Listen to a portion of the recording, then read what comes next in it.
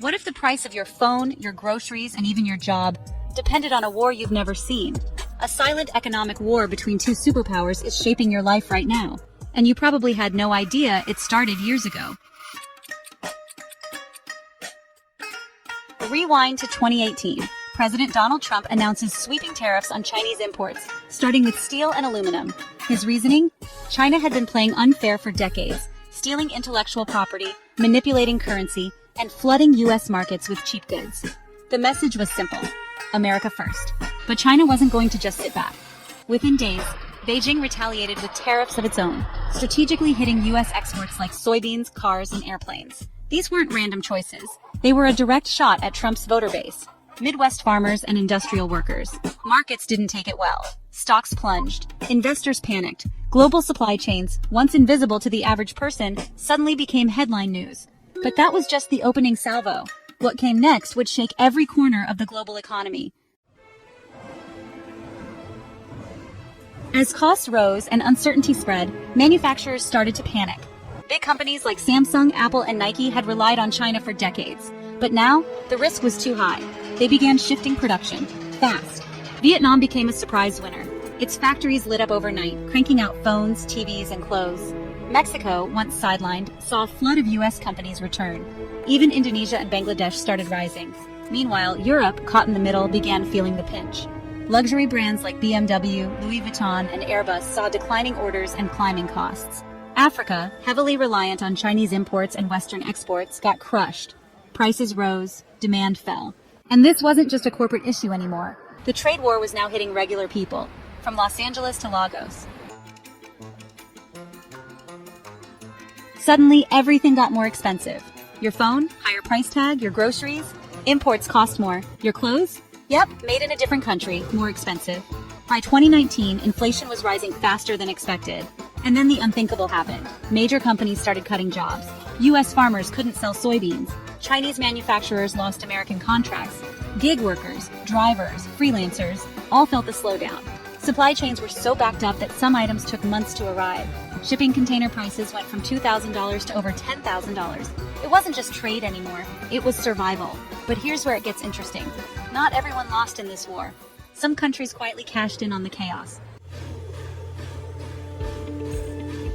Vietnam, once overshadowed by its giant neighbor, suddenly became one of the world's biggest electronics exporters. Tech companies fled China and set up shop in Hanoi and Ho Chi Minh City. Mexico started gaining back jobs it had lost a decade earlier. U.S. manufacturers wanted to be closer to home, shorter supply chains, fewer surprises. India? It saw billions in foreign investment. Apple opened new factories there. Tesla looked into supply chain alternatives. India's pitch was simple: we're big, we're open, and we're not in a trade war. These countries didn't just survive, they evolved. They adapted fast and rose while the giants clashed. But the real giants weren't finished. In fact, things were about to get even more dangerous.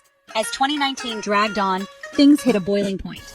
The U.S. banned Huawei, China's tech crown jewel, citing national security risks. TikTok found itself under investigation. Politicians started talking about a full economic decoupling from China. China didn't back down. Instead, it threatened to weaponize its control of rare earth metals, materials essential for smartphones, electric cars, and even U.S. military hardware. Suddenly, this wasn't just about tariffs. This was Cold War 2.0, with microchips and minerals instead of missiles. Silicon Valley panicked. CEOs had to choose stay in China and risk U.S. backlash or leave and lose billions. And behind closed doors, global corporations were making a choice that could shape the next century. Which side are you on? Behind the scenes, a quiet shift began. Multinational corporations, governments, and entire economies started choosing sides. Apple began moving some iPhone production to India and Vietnam. Tesla looked toward Mexico. Western brands no longer trusted a single supplier economy, especially not one at odds with Washington. The term friendshoring exploded. It meant keeping your manufacturing inside friendly nations, economies that shared values and posed no geopolitical threat. Meanwhile, Australia got caught in the middle. As a key ally to the U.S. but economically tied to China, it became a case study in walking the tightrope. After calling for an investigation into the origins of COVID, Australia faced a brutal backlash: Chinese tariffs on wine, beef, and barley. Billions in losses. Countries like Japan, South Korea, and even Brazil began analyzing their risk exposure. The map of global trade was being redrawn, not by business logic, but by political loyalty. And just when it seemed like things couldn't get more chaotic, the world shut down. As the U.S. and China escalated their tariff war, 2020 delivered a curveball no one expected, a global pandemic. Factories closed, ports stalled, millions of containers sat idle, ships anchored off coastlines with no place to unload. The trade war had already weakened global logistics. Now COVID brought it to its knees. Suddenly, everything was in short supply. Medical masks, laptops, cars, chips, even basic home goods. Prices surged, delivery times exploded. What used to arrive in days now took months. And it wasn't just about delays. The pandemic exposed a fatal flaw in globalization. Too many critical goods depended on too few places. China was the world's factory, and when it shut down, the entire planet choked. Governments scrambled. Emergency stockpiles were raided. Tech firms fought over semiconductor contracts. Grocery store shelves went bare. And while the world dealt with crisis after crisis, another silent transformation was unfolding. One that will shape the next century. In the aftermath of the trade war and the pandemic, something strange happened. Globalization, once the dream of open borders and endless efficiency, started to crack. The U.S. began aggressively reshoring, bringing manufacturing home no matter the cost. Inflation spiked as companies paid more to build local. The government passed laws to support chip factories, clean energy, and rare earth independence.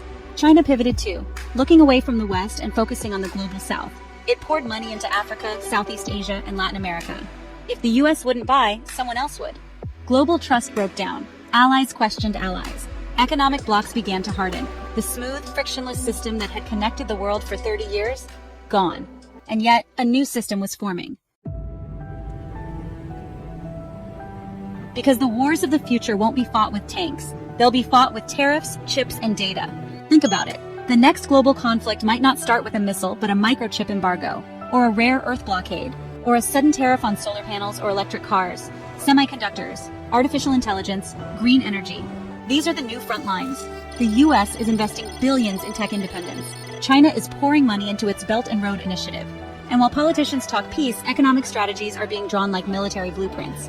The tariff war wasn't just a disagreement about trade, it was a signal flare, a warning that the global order was shifting from cooperation to competition. And the question is no longer another trade war will happen, it's and more importantly. So now you know, the tariff war wasn't just a trade fight, it was a power move for global dominance. But the question is, who will outlast who? What do you think?